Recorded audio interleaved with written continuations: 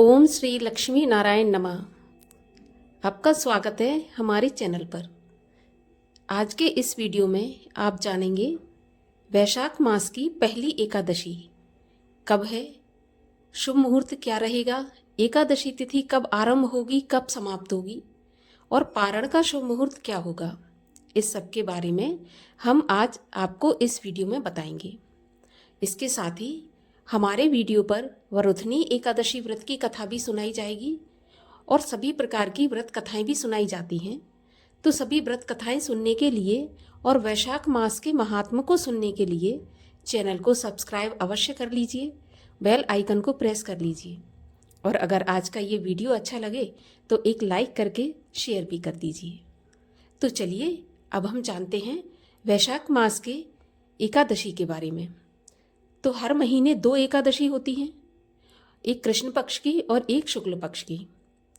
हर एकादशी अलग अलग नामों से विख्यात है और अलग अलग फल देने वाली है, लेकिन सभी एकादशियों में एक समानता है कि एकादशी तिथि सभी पापों का नष्ट करने वाली तिथि होती है। अगर एकादशी का व्रत पूरे भक्ति भाव से किया जाए तो जाने अनजाने जो भी पाप हमसे हो जाते हैं वो एकादशी के व्रत करने से नष्ट हो जाते हैं और अंत समय में विष्णु लोक की प्राप्ति भी कराती है।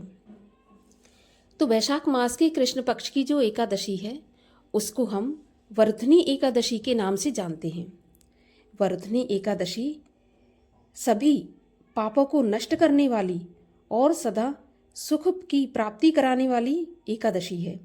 इस लोक और परलोक दोनों में ही ये एकादशी के व्रत करने वाले को सौभाग्य की प्राप्ति होती है। वरुथनी एकादशी के व्रत से क्या फल मिलता है तो देखिए, जो फल 10,000 वर्षों तक तपस्या करने के बाद मनुष्य को प्राप्त होता है वही फल इस एक वरुथनी एकादशी के रखने से प्राप्त हो जाता है। कई घोड़े, भूमि, कन्या ये दान एक तरफ और वरुथनी एकादशी का व्रत एक तरफ, इतनी महत्वपूर्ण और फल देने वाली ये एकादशी है। इस एकादशी के नियम भी बाकी एकादशी तिथि की तरह ही पालन किए जाएंगे, अर्थात दशमी तिथि से और द्वादशी तिथि तक।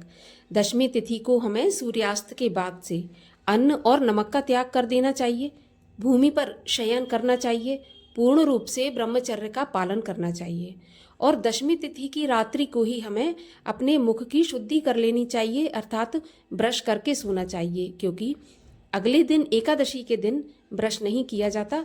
तो आप दशमी को ही अपने मुख की शुद्धि करें।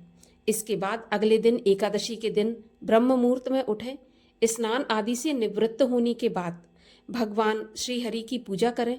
पीले फल, पीले फूल और जो भी भगवान की पसंदीदा चीज़ें हैं या फिर अपनी सामर्थ्य के अनुसार आप जो भी अर्पित कर सकते हैं भगवान को पूरी श्रद्धा और प्रेम भाव से अर्पित करें।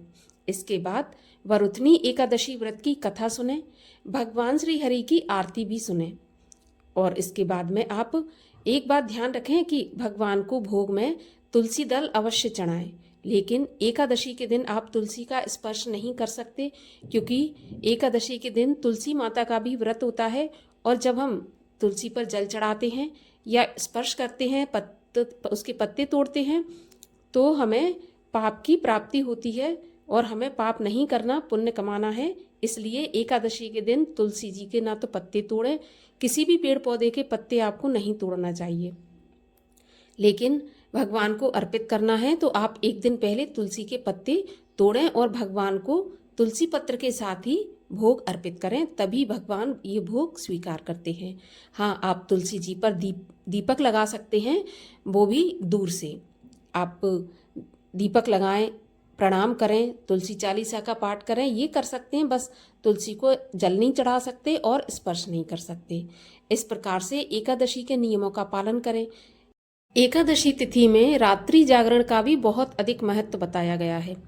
अगर एकादशी तिथि को पूरी रात जागरण करके व्रत किया जाए तो अनंत गुना फल की प्राप्ति होती है, लेकिन किसी भी वजह से अगर एकादशी की रात्रि में पूरी रात नहीं जाग सकते तो कम से कम आधी रात तक जागरण अवश्य करना चाहिए।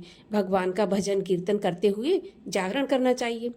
व्रत वैसे तो निराहार रखा जाता है, अगर नहीं रख सकते निराहार तो आप फलाहार से, ड्राई फ्रूट से, दूध से, इस प्रकार से व्रत रख सकते हैं, लेकिन अन्न का बिल्कुल आपको स्पर्श भी नहीं करना है, अन्न का त्याग करना है। इस प्रकार से आप एकादशी के नियमों का पालन करें।